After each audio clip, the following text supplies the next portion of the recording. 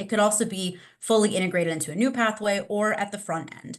So this is a really game changer to scale this, and something that we're really going to be focusing on, and many states are very excited about, of how do we de-silo the sectors and think about what are those really critical competencies and skills that everyone would benefit from, particularly young women. But I'll pause there because, again, I know we're That's limited okay. on time, but I will put the link in for the clusters into the chat. Thank you for sharing that resource. Michael, over to you. And introducing yourself, we talked a lot about, just heard about integrating entrepreneurship education into various systems. But can you talk about, from your experience, about infusing entrepreneurship and also the need for funding and also additional resources for these entrepreneurs to be successful? There's one thing about getting the education, but they need the funding and also additional resources. So if you, while introducing yourself, from your experience, can you talk a little bit about that? Well, thank you. It's certainly an honor to be with all of you, and especially some of the amazing organizations that are represented here. I'm a professor in the Keough School of Global Affairs at the University of Notre Dame, and have built entrepreneurship programs at universities around the country over the last 40 years.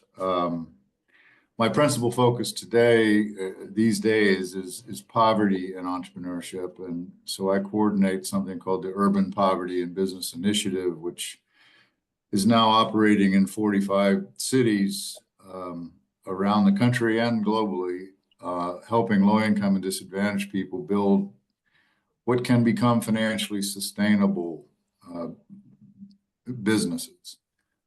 There's such a fascinating mix of topics and issues that are being discussed this morning. I think all of this comes down to a core question, and that is, at what levels and in what ways are we teaching people about entrepreneurship as opposed to teaching them how to become entrepreneurs?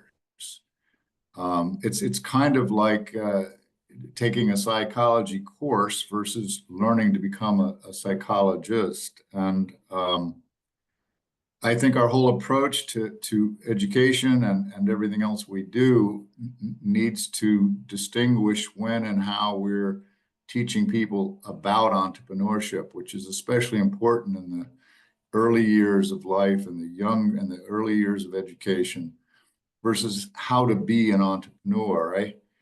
I think secondly, and to your question about resourcing,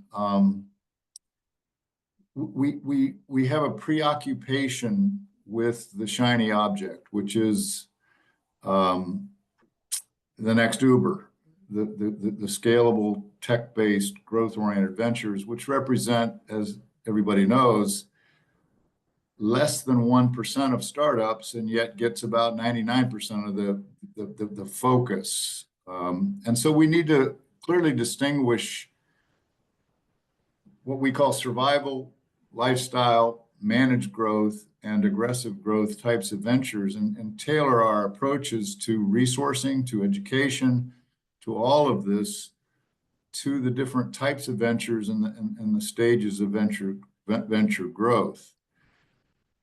I think the third big issue has to do with what we are trying to teach. And to me, that falls into three boxes. The first is business basics. So how to sell, how to set up books, the second is core entrepreneurial education and knowledge, which is everything from understanding the entrepreneurial process to understanding entrepreneurial teams, to the mindset, to the role of different cognitive styles. And the third is a focus on entrepreneurial competencies. And we've heard about a number of these competencies this morning.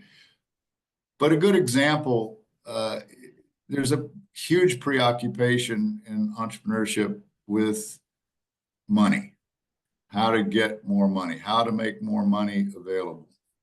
And it is a critical shortage.